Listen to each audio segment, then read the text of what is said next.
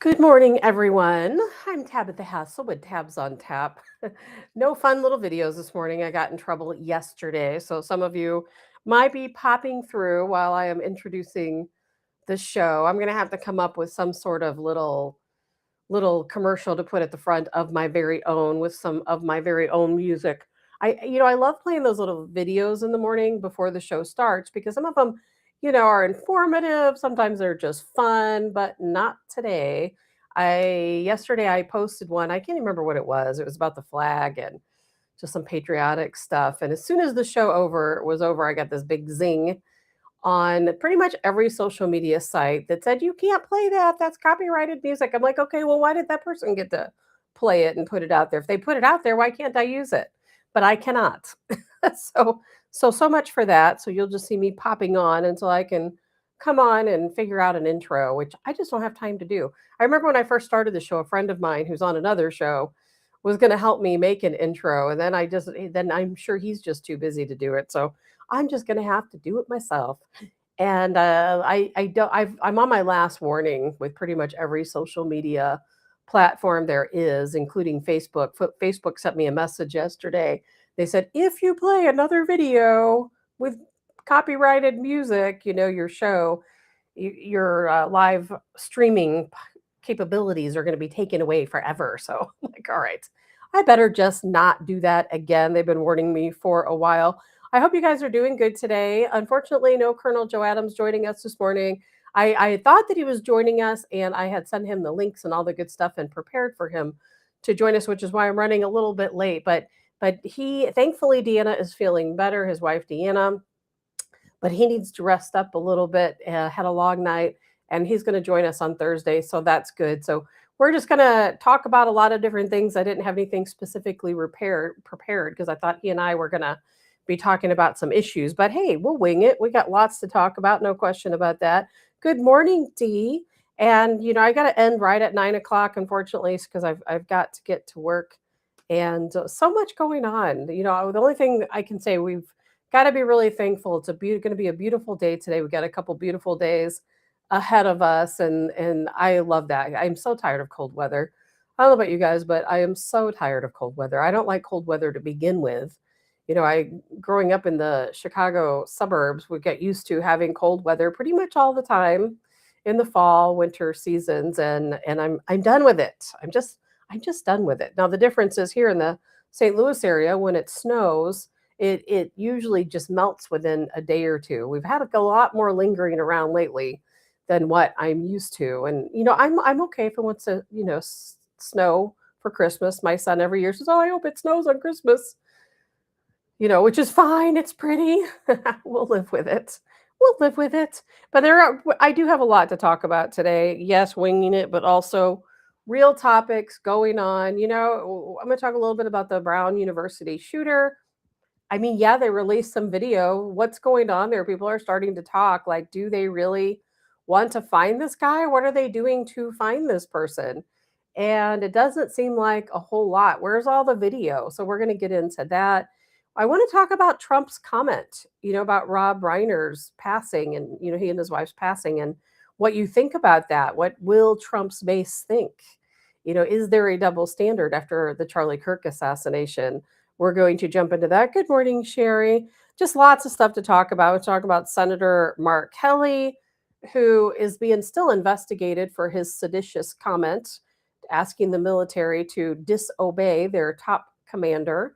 And he thinks it's not a big deal. I was hoping Colonel Adams would answer that for us because I think it's a really big deal.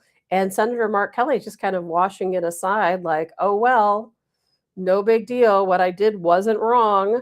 And I'm going to play a little clip from Tucker Carlson here shortly talking about Russia. We are we are not we talk about this on the show all too often. We are not the friend of Europe. We're just not. They don't like us over there. They hate us.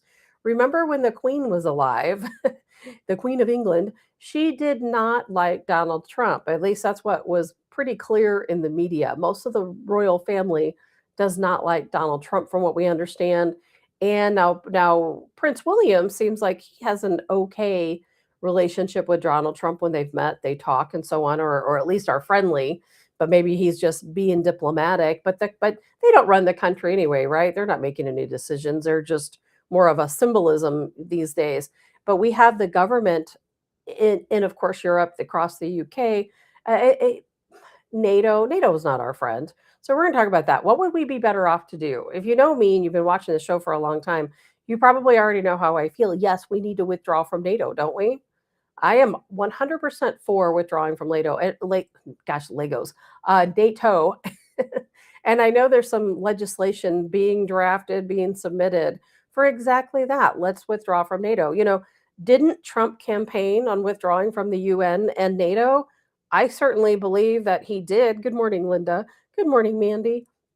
Trump absolutely did campaign on those things because remember at the end of his last term, I felt like his term when it ended there were still so many good things to come. Remember? And one of those things was him teasing and talking about leaving NATO. Do you remember that? He would talk about all time. He would troll them over leaving NATO and leaving the UN. And then all of a sudden, now, of course, and I know the flip side of this and what some of you are going to say as well. He was wanting to leave the UN because the other, and not the UN, I just can't get it right today.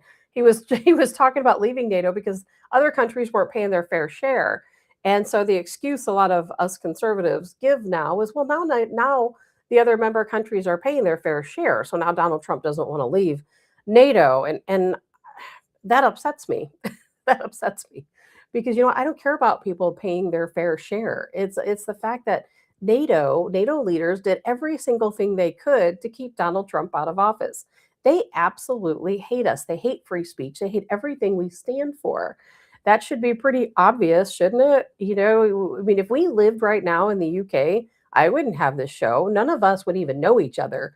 Oh, well, we might meet each other in prison because that's where we would be for saying the things that we do say. You cannot talk freely and openly if you live in many parts of Europe, particularly in the UK. You just can't do it. They are against the freedom of speech. They are against pretty much, again, the fabric of what we believe in as freedom and liberty. Yet somehow we continue to buddy up to the European Union. And I do not understand why. I don't get it. Ursula von Leyen, who is, of course, a leader, over the European Union, she hates Donald Trump. She hates conservatives. You guys have heard me go on this rant many times in the past. And really, we used to talk more often about the big fight between NATO and BRICS. We haven't talked about that in quite some time, with, of course, Iran, China, Russia, South Africa, Brazil, all these countries part of BRICS. Those are the big major countries. And, we haven't talked about BRICS in a while, but BRICS continues to make progress. They continue to make progress. And I really still believe that BRICS is and going to be the next superpower.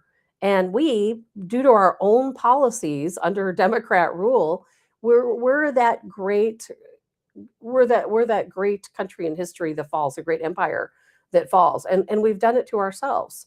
And I don't think there's any backtracking from that now. And good morning, Karen. And so Tucker Carlson made a really good comment the other day, and I'm like, it's something I've been saying for a really long time that we need to start rethinking our alliances.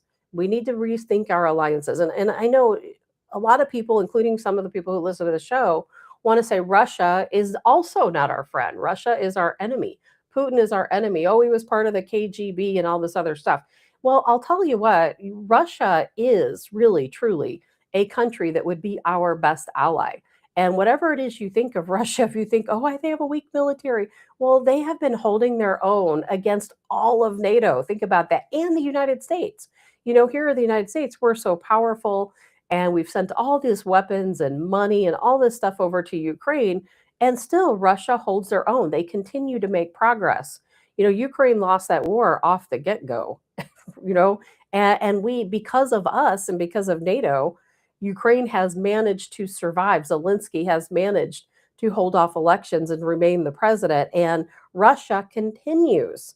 Russia continues to take more land literally by the week. Every single week, they've made more progress. We have not stopped them at all. And I think they're very powerful company. I just probably need to go back to sleep and restart, because I'm just not pronouncing words right today. But they have proven, in my opinion, that they are a very powerful force. And don't we want to be friends with somebody who's a very powerful force? And then you look on the other side at Europe, and they are the opposite of that. They're having some very serious issues. Look at Germany. I mean, what was it, 2 years ago, 3 years ago? They were they were a bankrupt country because, of course, how much money they give to NATO. Europe is really no different. And all of these countries in Europe, what have they done? They have just brought people into their country unimpeded. They've opened the borders, allowed all these people to come into their country, and now these people are taking over. It's destroying their entire society. But yet we continue to buddy up with NATO. And instead, how about we look the other direction? And if you're going to say, oh, Russia again is our enemy, that's just old war propaganda. You should know by now how the propaganda machine works. There was a time when here in the United States, a propaganda machine was at full force, and they wanted to fill your heads with the Cold War and Russia. They're our enemy. Putin's such a bad guy, blah, blah, blah. But Putin and Russia, they are the closest things really in the world to American civilization, what American civilization once was prior to Democrats destroying it. Robert says oil prices going down is going to eventually cause Russia economic issues. Maybe, maybe. And good morning, Robert. So I'm going to play this little clip from Tucker Carlson. We'll see if you agree or don't agree. So there are a couple of different countries you might throw out there if you were looking purely through the lens of what's good for the United States, an America first perspective. The most obvious, of course, would be Russia. Russia! Why? Because it's the biggest country in the world. It's the biggest landmass in the world, and it has enormous mineral deposits, energy deposits. It's got a lot of oil and gas and gold and everything else you need to run a society.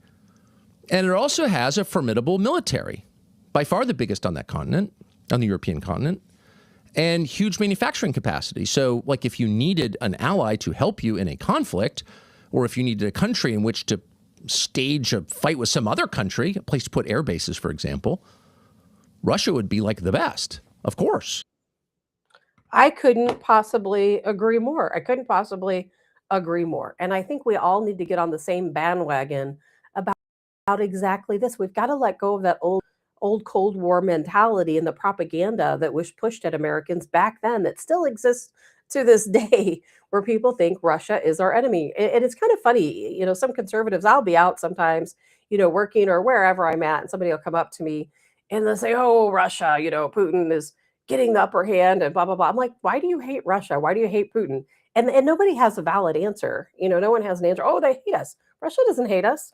They've, as a matter of fact, they've offered what you can come to Russia right now if you're an American, and they'll find you a job and an apartment, and you can live, subsidy free. I think it's for 9 months or something like that while you check out the country. And no, they're trying to lure us there. And I think there's a lot of good things going on right now in Russia, including their economy. And now Robert says maybe the oil prices is going to affect their economy, maybe, but gold prices going up, silver prices going up might leverage that out, because they certainly have a lot of gold. They've backed of course, their money in gold, the ruble. And if you've watched their economy over the past, let's say, 10 years, they're doing exceptionally well. We've talked about this before. They have sanction-proof themselves. Anytime they do something we don't like, what do we do? Oh, well, we're just going to sanction run. Russia doesn't care about sanctions. They do not care about sanctions. They are sanction-proof. They have done that. And just think, we as the United States, if we did what Russia did, 10, 15 years ago, we would be in a completely different place right now. Because what are we? We're a shell, right? A shell of China. Everything we do every day is all about China. If I look around the room I'm in right now, I would say 99% of everything in this room was made in China. When you go to your doctor appointment or you have a surgery, guess what? Look around the room, all made in China. Everything. Our medications, if you take medication, many of them come from China, right? And so don't you think we should be buddying up maybe to China instead of considering them our enemy, or buddying up to Russia instead of considering their enemy? They're very formidable forces, whether people want to admit it or not. And Robert says, in my opinion, the world is going to split into three sections: the US, Russia, China leading the way. Robert, I think I'm not sure how you mean that, but I think if the United States, Russia, and China bonded together, maybe through BRICS or maybe as an ally of BRICS, the United States. If we, the United States, break away from NATO, I don't know that we can stand on our own. I really don't. Not in the position we're in now, because unfortunately, our rule under the Biden administration really has hurt us more than a lot of people even think. All of the money, that was stolen from us, and oh my gosh. As a matter of fact, you know what? I wasn't going to talk about that today, but here in a bit, we're going to talk about the fact that those NGOs are still being funded and how they're being funded. So we'll talk about that later. I was going to save it for Thursday, but we'll just talk about it today. But I'll tell you, let's see. Sherry says, I've been to Russia. They are definitely a different breed, but they didn't make me feel like an enemy. No, because Sherry, you're not the enemy, to Russia or Russians. And I have friends who are from Russia who now live here in the United States. And of course they came over here during a different time, a long time ago. Things were very different in Russia than what they are right now. But they go back, their family members who live there are happy, they feel free. They don't feel like they're living under communism because they're not. As a matter of fact, Putin has never ruled under communism. Communism ended in Russia prior to Putin taking office. So Putin has never been the ruler. But so many Americans still think that Russia is communist, which is kind of crazy to me. People tell me that all the time. Oh, well, they're communists over there. No, no, Putin has never ruled under communism. He is definitely not a communist, and he is against communism. And so, no, that's not correct. But to your point, Robert, is that if we join BRICS, I know that's a long stretch. If Vic and Eric were right here right now, they'd be arguing with me and probably throwing stuff at me. I know it's a stretch. It's probably never going to happen. But if we were to do that, it would be, can you imagine what NATO would do? They would break apart. They couldn't survive without the United States. There's no question about it. We are holding NATO together. And for what? For what? For them to ridicule us, make fun of us, come up with these ridiculous policies against us, threaten us that if we don't do things their way, we're going to end up in a war with them. They are not our friends. Just think if we sided with BRICS, can you imagine if we became, I know, it's probably never going to happen, but let's just think if we did become a member of BRICS, what that would do. It would be over for NATO. Again, they would cease to exist. It would be completely over. And if we sided with Russia, if we sided with China, just think how powerful we would be. China and their rare earth minerals, Russia and all of their minerals. I mean, it would be insane. And I think that Donald Trump would have to, at some point, go down that line and think about it. Now, of course, the next time a Democrat comes into office, they're just going to go up against that and would remove themselves. But hey, wishful thinking, we can all wishful think, can't we? Good morning, Nancy. Yes, it is a beautiful Tuesday morning. I keep forgetting that it's Tuesday. It feels like a Wednesday or Thursday to me. It's been a long week for me. It's already Tuesday. But you know how we've talked so much about, I wasn't even going to talk about this today, but we've talked so much about NGOs and what happened to us under the Biden administration and the auto pen.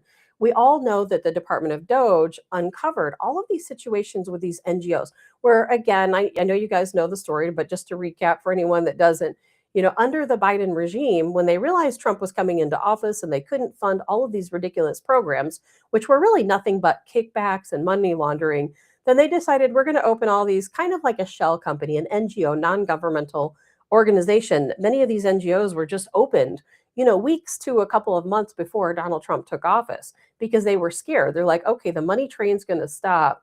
We need to figure out a way how to get the money out of the government and into these different accounts and then back into our pockets. Because before Donald Trump, they were just taking the money very readily available, putting it in their own pockets. So now they had to come a roundabout way of doing it.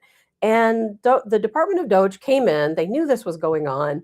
They went through the files, of course. They found and uncovered all of the money that was being put into these NGOs, government money, your taxpayer money going into these NGOs, and then going out, like we've said many times, buying what? Chelsea Clinton, an $82 million.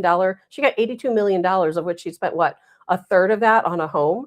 I mean, that's your tax money that you worked for going to buy Chelsea Clinton a home. That's not right. Why would Chelsea Clinton get $82 million? She doesn't deserve that, and she didn't work for it.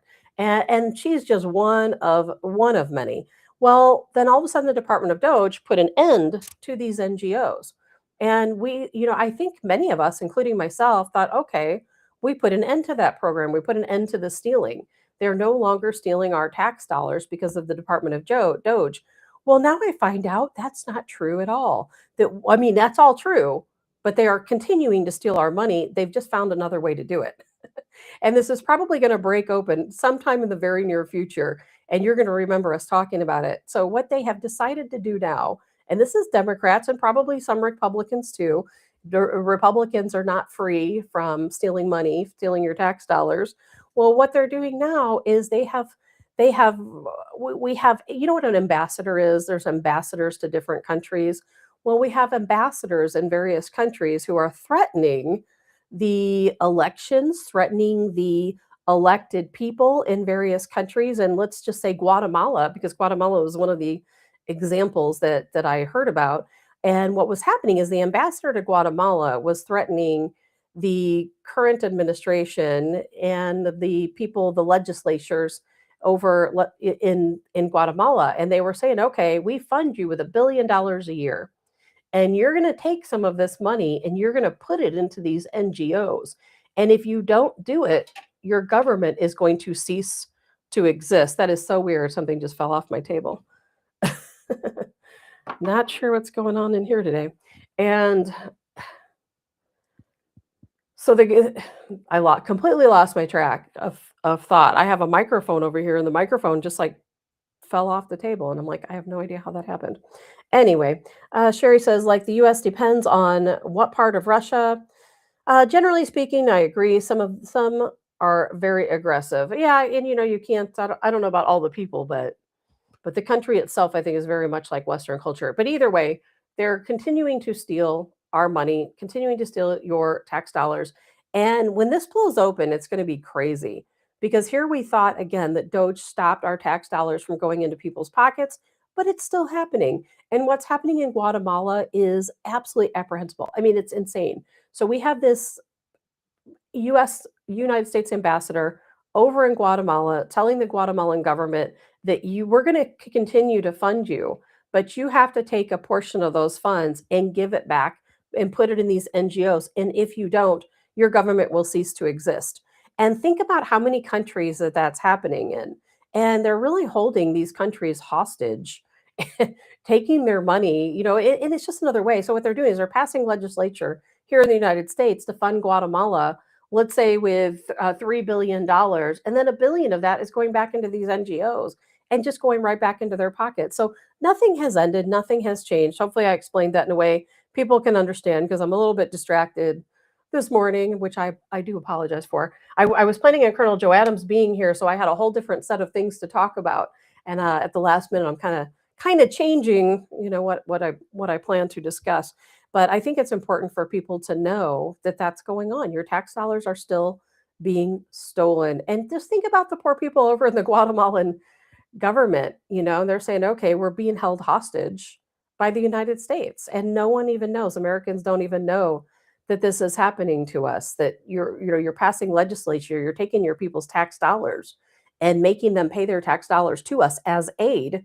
But in the end, it just turns around and goes right back into the same pockets of the folks that were doing it under the Biden administration. Nothing changes, and we should have known it wasn't going to change because that's why these people get involved in the government, isn't it? So they can steal money. I'm kind of convinced, I think, where there's very few people in our government who aren't there to steal from us. I kind of think that getting that government job is just another way to fund your own personal wealth through the tax-paying dollars. Somewhere along the line, somebody said, "Oh, gee, I know how to get wealthy. Look at all these taxpayers. They're working. They're willing to pay what 70 something, 80 cents of every American dollar into taxes. Well, why can't I have some of that tax money? They're willing to pay it. We're funding the most ridiculous things on the planet with American tax dollars. So why doesn't some of it come to me?" And then they came up with this great way of funding these NGOs and taking our money. It really is. And it's upsetting, and it makes me not want to pay a single tax dollar, quite honestly. Because why should I work hard? And trust me, I work very hard. Why should I work hard? And I know you do too. Why should all of us work so hard, wear ourselves out, trying to pay our bills, trying to live and support our families and do everything else we do, for them to come in, swoop in, take your hard earned money, that's money you earned, taxes coming out of your paycheck, to where some people have such high taxes that they really just can't even afford to live. It's easier not to work than it is to work and have all those taxes come out just for somebody to put it in their pocket so they can buy their multi-million dollar house. It's just wrong. And not enough people just aren't talking about it. And it's something you need to talk about. At some point, this situation, what's happening in Guatemala, is going to be exposed. I read somebody's little feature report on it, and it was a journalist who went to Guatemala to investigate after hearing a tip, and then they found out that all of this was true and really going on. So I'm sure much more, but will come out that you've probably not seen anything in the news quite yet, but it will eventually be there. I promise. I promise. Anyway, lots of other things to talk about today. What about Senator Mark Kelly? He doesn't think he did anything wrong, telling the military to stand down against Donald Trump's orders if they think it's illegal. Boy, that leaves a lot open, doesn't it? He doesn't think he's done anything wrong. And Pete Hegseth with the Department of War continues to investigate. The FBI continues to investigate Senator Mark Kelly. And here's what Senator Kelly has to say about it. You can tell he has not learned any lessons. He doesn't care. He thinks that he is absolutely in the right. And then that's why we're going to talk about leftist emotions today. We talk about that a lot. We're going to talk about it again today because that's what this is all about, isn't it? There's just like some crazy disconnect. There really is. There's just a disconnect. And that's why we're going to talk about Donald Trump's statement about Rob Reiner. It is just the emotional disconnect. You can tell Senator Kelly just does not get it because he feels that his hate for Donald Trump is so strong that nothing else matters. The rule of law doesn't matter. So you can take a look at his statement right here. It wasn't enough for Donald Trump to say I should be hanged, which prompted death threats against me and my family. It wasn't enough for Pete Hegseth to announce a sham investigation on social media. Now they are threatening everything I fought for and served for over 25 years in the U.S. Navy, all because I repeated something every service member is taught. It should send a shiver down the spine of every patriotic American that this president and Secretary of Defense would so corruptly abuse their power to come after me or anyone this way. The United States has the most professional military in the world. What I don't trust is Donald Trump and Pete Hegseth, who have already shown they will stop at nothing and corrupt any process to make an example out of me. I will keep doing my job representing Arizona, whether that is voting to stop healthcare premiums from skyrocketing for families, calling out these tariffs that are driving up costs, or standing up against anyone who threatens our Constitution and the rule of law.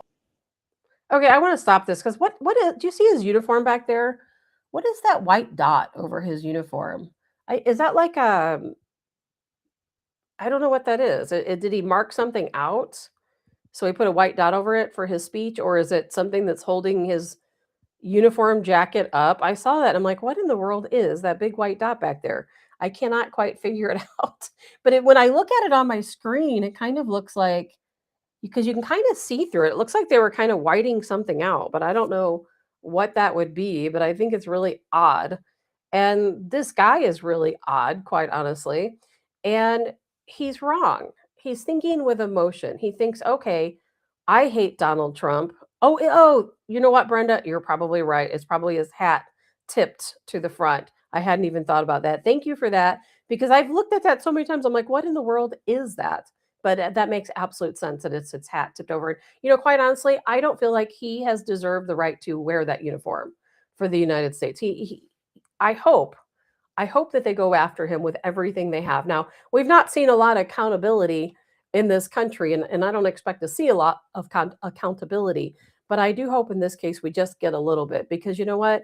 He really does. He, like so many other super liberals, think that just because they hate Donald Trump so much that the rest of the country agrees with them, and therefore they can commit any type of action they want, they can say anything they want because everyone is behind them. And it's just obviously, we know that's just not true. And they think because their hatred for Donald Trump is so strong that it's okay for him to go out and tell the military that, hey, if the Trump administration gives you illegal orders, you don't have to follow them. Now, just like he said, there's already in the code, there's already a clause that says if illegal orders are given, that you don't have to follow. But why does he have to tell people this? Why does he have to bring it up? Why does he have to make a point? And it wasn't just him. There were others as well. And it is flat out treasonous, is what it is.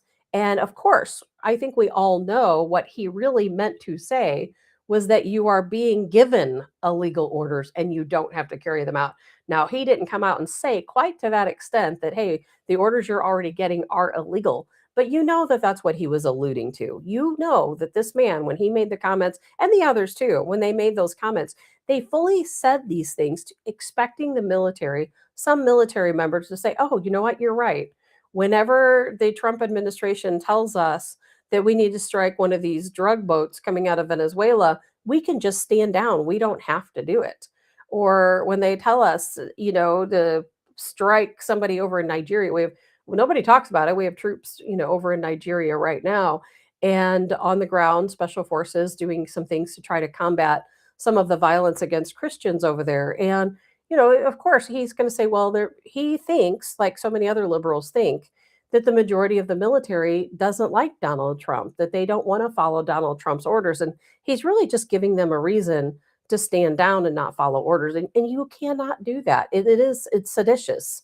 And he should be punished for sedition because God knows, and if the roles were reversed, let's say it was Marjorie Taylor Greene, okay, standing on a stage under Joe Biden saying, "Oh, military, my service members, you don't have to. If Joe Biden gives you an order that is illegal, you can just stand down." Can you imagine how Democrats would have reacted to that? It would be absolutely insane. Marjorie Taylor Greene would be sitting in Gitmo right now. I guarantee you that. She'd be sitting in Gitmo right now in solitary confinement with no rights for months on end while they accuse her of sedition. I think we all know how that plays out. And that brings me to that double standard with Donald Trump. And I'm not going to read the comment that he made, the post that he made about Rob Reiner and his wife's death. If I were to read the post and take out the emotion of the fact that two people were just murdered, I would say yes, everything he said about Rob Reiner was true. Rob Reiner absolutely he hated Donald Trump. He hated conservatives. He hated the MAGA movement. He hated everything we stand for. And he put a lot of money, a lot of time, and a lot of effort into going after Donald Trump and to going after us as conservatives. And there's some people, not many, but there are some people I've talked to, there's probably many more that exist, who say that did affect their work with him because he was so strongly against conservatives that you just couldn't work with him if you were a conservative person or if you supported Donald Trump. It just wasn't going to happen. Now, that being said, even though there was truth in that post, maybe it was just the wrong time to say it. Here we are just coming off the assassination of Charlie Kirk, and we all had such a strong reaction to some of the Democrats and other people. There were some conservatives out there as well who celebrated, the assassination of Charlie Kirk. We talked about it in the show, I don't know how, a couple of different times, and we read a lot of the comments, and we know what happened. There were people who dedicated their days to making sure these people got fired because they made comments exactly like what Donald Trump just did. And that's I'm trying to put this nicely. I still support Donald Trump. I do. I still think Donald Trump is the best president we could have as a country. And I still think that his base is going to continue with him. I know there's a lot of conservatives who are upset about his comment because we always want to say, hey, we're better than that. We're better than that. We saw what they did when Charlie Kirk was assassinated, and we're better than that. We're not going to come out and condemn someone in their death, especially when they've died in such a horrific way at in this case, the Reiners at the hands of their own son. And I think we all know how we felt about those people that made those comments. And I really had hoped that Donald Trump wouldn't say anything. That's my own personal opinion. I'm not saying you guys agree with me. And Jay says, fake outrage, all these crying over his post, would dance with joyful, something happened to the, oh, Jay, you're absolutely correct. That's why I said it's such a double standard. While I wish that Donald Trump had just sat that one out and just left it at either not saying anything at all or, said something just polite, like rest in peace. I mean, it could have been that simple. But he went on his little tirade, and I understand why he did, because these people were relentless against him. I understand why he did that. But at the same time, it just wasn't the time or place for it, coming off of Charlie Kirk's assassination and the way we reacted to some of the things that liberals were saying at that time.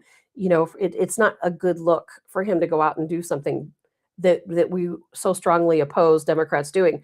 But again, just like you said, Jay, double standard. It's a double standard, isn't it? Some of these same people who are condemning Donald Trump for his statement about the Reiners are the exact same people who laughed and cheered when Charlie Kirk was killed. So it's such a double standard, isn't it? It just drives me insane. There are people I know. These are people I know, people I talk to, who told me is that the first thing they heard when they heard that the Reiners were killed, that it was some crazy MAGA supporter. It had to be a Trump supporter because everyone who is conservative knows how much Rob Reiner hated conservatives.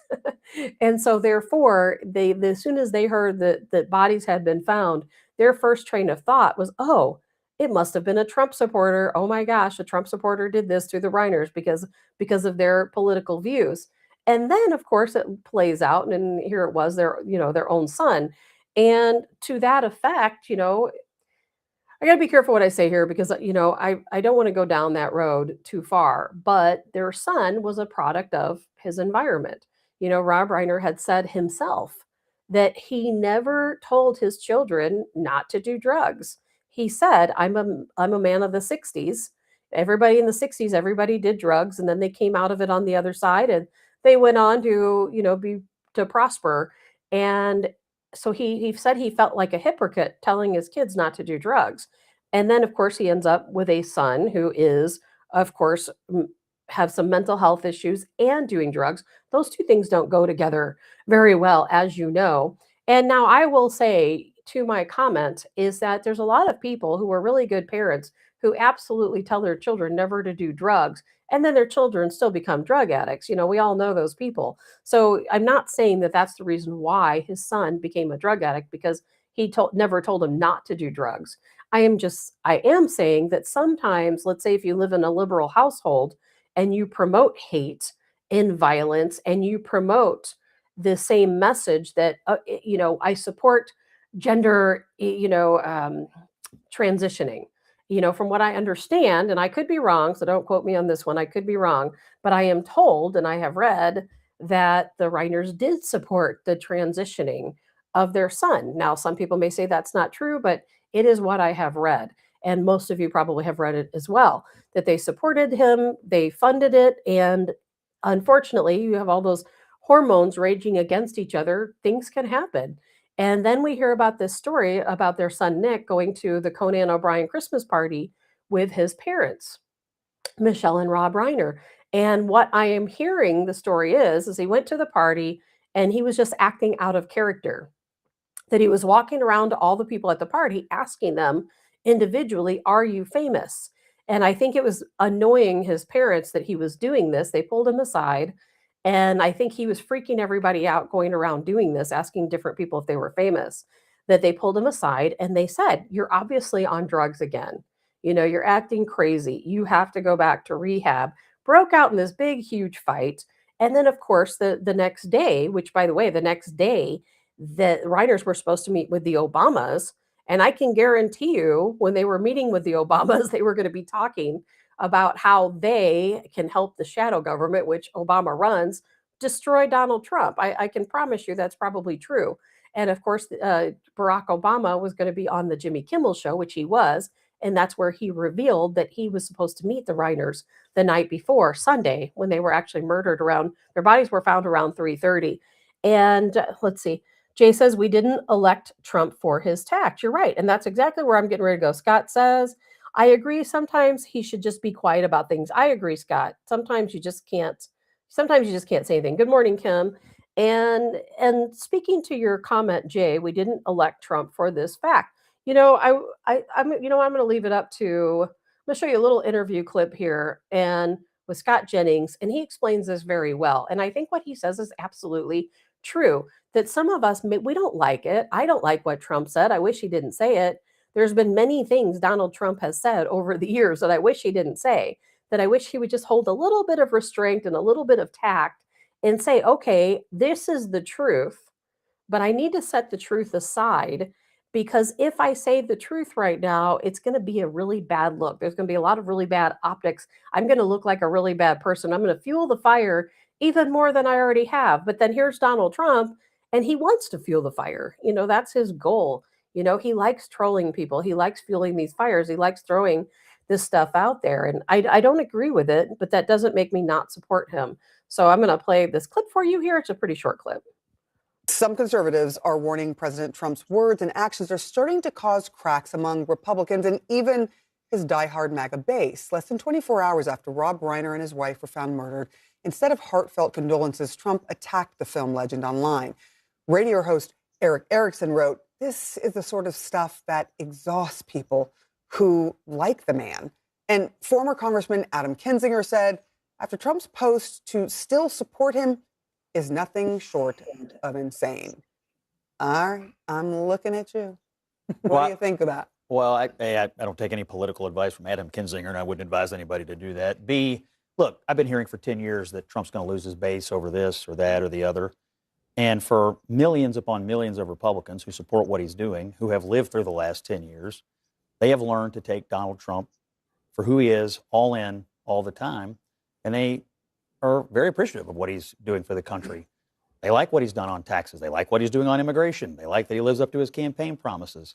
But we're living through another moment here where a bunch of people are going to come out and make predictions about Trump and the base and this and that. And the reality is, it's not true. There are going to be a lot of people who don't like this statement, and then they're going to assess the state of American politics and assess the alternative and say, I knew what I was signing up for when I voted for him 3 times, and I'm going to ride it out. There you go. That's about as clear as anyone could say it. And Scott Jennings definitely said it better than anyone else could. That when you vote for Donald Trump, you know what you're voting for. You know what you're getting. He has always been a little bit crass. He has always been very outspoken. That's just part of his personality. And quite honestly, putting his comment about the Reiners aside, that is what a lot of Americans like about Donald Trump. They like the fact that he's not fake. He is who he is. He says what's on his mind, like it or not, it is at least the real thing. And, really, after coming off of Obama, Obama was as fake could be, groomed. He had speech writers. He never posted a single post on his social media that was himself. He had people that did that for him, and they wrote everything very eloquently. They always said everything with poise and the right way, but it was not Obama doing that. He wasn't behind it. He didn't even have any part of it. He didn't write his speeches. Donald Trump has said many times that he has all these speech writers that write all these great speeches, but he doesn't actually deliver those speeches. He comes on stage and he just says his own words. He doesn't even read the podium. He's just talking as himself. And I think that's what we wanted, isn't it? When Donald Trump first entered the race for president back in 2016, that was a refreshing break for us. We wanted somebody who was real. And I think we continue to want someone who is real. And while I may not agree with his comment about Rob Reiner, and I definitely think he should have just put it aside and kept it to himself, the fact is that is who we voted for, as someone who speaks for themselves, who's not just a puppet of the deep state, right? He speaks for himself, like it or not. That's who the man is. Dottie says, had he not said anything, Bashel, you're right, Dottie. There's no winning for Donald Trump. No matter what he said, he would have been attacked for it. And quite honestly, you and I, we all know liberals don't care what Donald Trump is saying. They really don't. They're just looking for any excuse to come after him. Adam Kinzinger, he's just a disgrace to the Republican Party, as all of us know. I don't think there's anyone, there's nobody who supports that guy. I don't even know how he's still around in any type of office, quite honestly. I really have no idea. But I will tell you that the left, they deal with emotion. They think with emotion. They speak with emotion. They create legislation with emotion. It's not about facts. It's not about reality. It's not about common sense. It's all about emotion. And yes, it's easy to say, well, these poor people have come into our country illegally and they don't have anything. So we need to give them shelter and food and free education. Let's just shower them with all of these stuff because they have come from somewhere, this place, this war-torn area where they're forced to be in gangs and here they are. And the common sense just does not prevail. At no point can they stop that emotional train wreck and say, okay, we have people coming into our country illegally that we can't afford. We just can't afford to pay for these people. It's coming off the sweat of Americans and their tax money to pay for people who are coming into our country illegally. They cannot stop that emotional roller coaster enough to have some common sense. And the same thing happened with Charlie Kirk. Look at all of the people, big names that came out and celebrated the assassination of Charlie Kirk. And those same exact people are the ones who, because of this overflow of emotion, can't contain themselves and are coming back after Donald Trump over his statement about the Reiners. But they're going to come after him anyway. He could have woke up that morning and said, the sky is blue. And oh my God, Donald Trump said the sky is blue. It's cloudy today. God forbid. But that's what it is. They hate Donald Trump. They hate us. It's all emotion. That's all it is. It's just emotion. That's it. And I wish there was a way to. I have not figured it out yet. I'm sure you guys haven't either. I have a friend. I haven't talked to her in a while, but she is extremely, I mean, extremely, extremely liberal. And I remember her and I we've known each other for, gosh, 30 something years. She never talked about politics. I never talked about politics. It was just never a comment that came up. We were younger. We'd go out having fun. No, politics was never part of the discussion. And then down the road, I had already been on some show for quite a while. I don't remember which show. And she's like, I've been listening to your show. And she's like, I'm a liberal, don't you? I'm like, yes, of course I know that. And I'm like, that's why I don't talk to you about any of this stuff. And she's like, I hate Donald Trump. I don't know why you support him. I don't know why you come on your show and you talk about supporting him because, he is responsible, of course. She's like, he wants to murder us all. He's responsible for the economy crashing. And I mean, she listed this whole list of things. He's a serial rapist. He's a pedophile. But here's the thing. They actually think that's true. That's the difference, is they actually think that's true. I have waded through so many comments where people said, Donald Trump is a serial rapist. He's a convicted pedophile. He's a convicted, however many count, rapist. And I'm like, where are you getting this information from? Where is this coming from? Because none of this is true. And it got to the point where on social media, I corrected people so many times explaining that Donald Trump has never been accused in a court of law of being a pedophile. He's never been convicted or charged. He's not been charged, let alone convicted, with the sexual assault of anyone.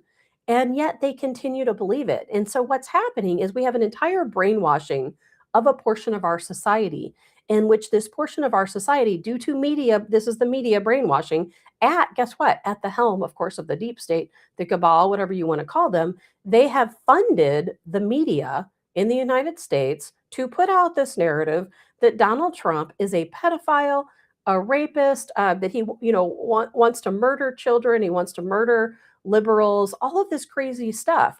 And it's just not true. But they think it's true. Their emotions have overwhelmed them. And when they hear these things, they just take it for what it is. Nobody opens up a book. Nobody lets their fingers do the walking on the internet and look this stuff up and do some research. They just take it for what it is. And so it has spread like wildfire through the liberal communities that Donald Trump is a rapist, a pedophile, that he hates everyone and wants to put all of them to death. There was actually somebody who came up to me last week and they told me, they said, I don't know how you support Donald Trump because Donald Trump wants to put a bullet in my head. I'm like, what are you talking about? Where did this come from? And they said, well, Donald Trump wants to kill us. I'm here in this country. I'm here legally, but Donald Trump wants to kill me because I am, I can't even remember the nationality. It wasn't Somalia. It was Mauritania or something. And I'm like, what are you talking about? I said, no, at no point has Donald Trump ever said that. At no point do conservatives want to physically harm anyone. And that's why it was so crazy to me when some of the liberals I know said the first thought that came to their mind when the Reiners were found, killed, and then the word homicide started coming out, that they thought it was a Trump supporter. I'm like, when have we, Trump supporters, committed violent crimes. There's no band of Trump supporters, MAGA people, out running around murdering people because they don't like Donald Trump. We just actually go about our business, don't we? We realize what TDS is and that TDS is real. And we understand that it's a mental health condition and we just ignore it. We say, okay, they've got TDS, it's a real thing. Someday in history, the history books are going to literally say TDS is a real mental illness. And and a lot of people have it. A lot of people have it. And what's crazy is I didn't like Joe Biden. I didn't. And it's not that I didn't like the man himself. I don't know him. And I don't think that Joe Biden really supported half the junk that his auto pen signed, quite honestly. And I think we all knew it's the shadow government running the country under Joe Biden. We all knew what was going on. We knew that Barack Obama was really running the country under Biden. Under Biden, I keep saying that. I think it should be termed Biden.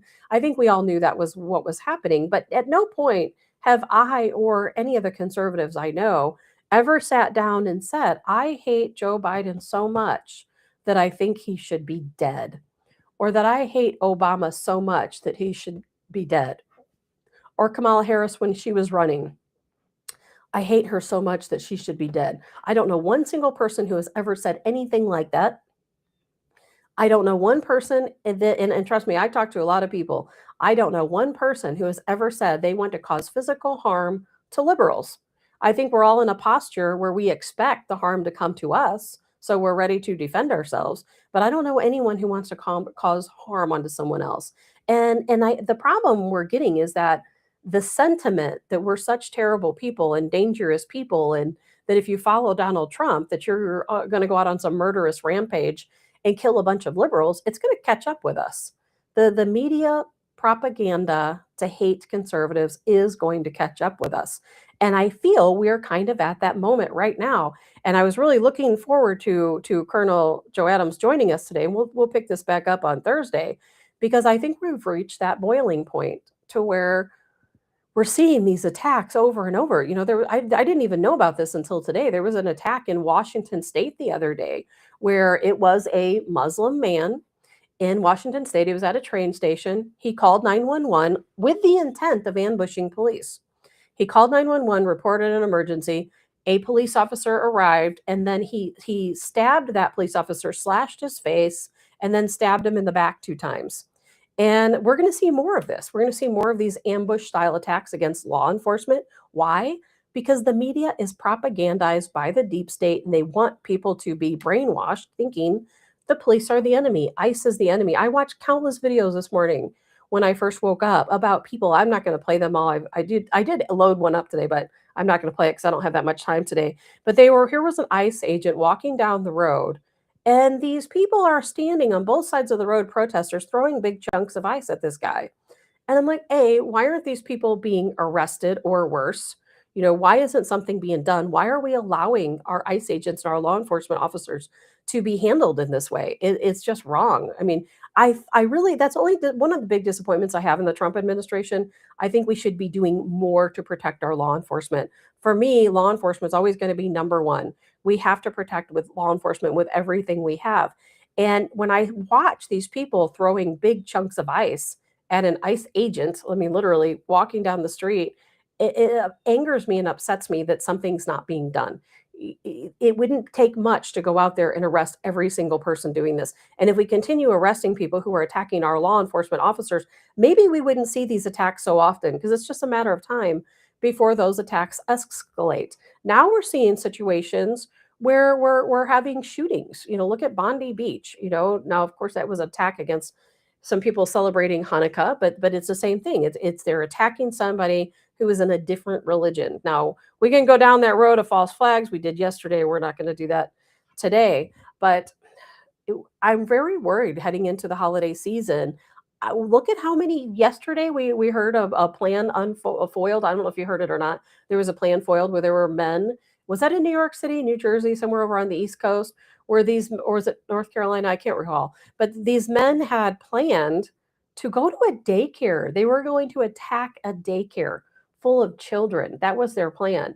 There was a plan foiled recently against some type of Christmas celebration, also somewhere off the East Coast, where they foiled it, where these men had explosive devices and they were going to go to this Christmas celebration and commit some type of terror attack. So when we see these plans foiled every single day, how many of them are going to get through? How many of these people who have these big plans to harm us over our religious holidays are going to get away with it? I think there's going to be some. I really do. I know me personally, you would not catch me at any big Christmas celebration. It's just not going to happen. Not unless I'm there in a working capacity looking for the folks who want to commit these types of crimes against us simply because we don't share the same religious ideology. That's all it is. And I'm very fearful for what's going to happen in the coming days when we see these plans foiled every day, 2 and 3 at a time. And I know our Department of Homeland Security, FBI, they are working overtime right now trying to catch people who they know want to harm us over our Christian holidays. And it quite honestly, it does make me fearful because I know something is going to happen. I know it is. I don't know where it's going to happen. I don't know when, but I know it is going to happen. And Thursday, when Colonel Joe Adams joins us, we're going to talk about that a little bit more in depth because I wanted to get his feelings on what he sees happening. I see it happening. You probably see it happening every single day. There's something going on against Christians. Isn't that crazy? It's truly unbelievable. And I know we're heading down a really bad patch. Oh, something's happening with my screen here. And so that's something I want to talk about. I wanted to just kind of jump in and talk about the Brown University shooter before we get too far, because as you saw, they released some new video. I'm not going to play it because it just shows the guy walking around. I don't understand, why aren't they doing more to catch this guy? I do not get it. Why aren't they doing more to catch this guy? I heard that one of the officials gave an interview. I didn't watch it for myself because I had to work really late last night. I didn't get home till late, and then I didn't get to sleep till like 1 a.m, but I was busy working and I did not get to catch up to it. But they said that they feel that the Brown University investigators are just kind of like, we're tired of looking for this guy. We don't know who it is. They have no information. What I don't understand is this happened at a university. If you've been at any school campus, there are cameras everywhere. They have to have better shots of this guy. So why aren't we seeing those better shots? If they want the public to identify this person, give us some of those shots. They have a close-up of this person's face. They do. What I don't understand is when it came to January 6th, remember, there was a guy that had gotten arrested afterwards, long afterwards, but all you could see was his eyes because he had a hat on and he had a bandana around his face. He didn't do anything wrong. He just happened to be in the Capitol building. And of course, anyone that was in the Capitol building ended up getting paid a call from the FBI back in the day. And so what I don't understand, we have all this facial recognition software that can literally identify you just on your eyes. Why aren't we seeing identification through facial recognition? That's what I don't understand. At one of those school cameras, they're able to focus in and see his eyes. Witnesses said, I could see his eyes. That was the only part of his face that was uncovered was his eyes. Now, if they could go to the Capitol building on January 6th and they could use facial recognition to recognize people who only had their eyes uncovered, then I can guarantee you they can figure out who this guy is. So then it makes me wonder, well, why don't they want to? Are they not trying? Do they not care? I don't understand what's happening here. Jay says something is fishy with the investigation. It is, Jay. I completely agree. Something is going on with that investigation that I just do not understand. Good morning, Rob. Rob says one good person with a gun is all it takes to stop these shootings. You're right, Rob. Look at what happened in Bondi Beach. Look what happened. Of course, we don't have students or teachers with guns at Brown University. Had they, guess what? They would have stopped this guy, right? And in Bondi Beach, there were police officers there, some of them with weapons and some of them without, and that shooting went on for 20 minutes. Now, what if more of the citizens were armed? Guess what? That would have been stopped before it started, and a lot of lives would have been saved. But I think we can say that about any, mass shooting, couldn't we? Because mass shootings obviously go on for more than a couple of minutes, and somebody there armed. And here, what happened? A guy took out, as you guys remember, the shooters who was unarmed. His name was Ahmad el-Ahmad, who, by the way, is not a Muslim, as was widely reported. He is not a Muslim. He's a Lebanese Christian and not Muslim at all. And they raised $1 million for that guy, by the way. All right, guys, I have to run. I have to get to work. Supposed to be working at 9 a.m. sharp because, boy, I got a lot to do. So I have to make a run for it. But I do hope you guys have a good day.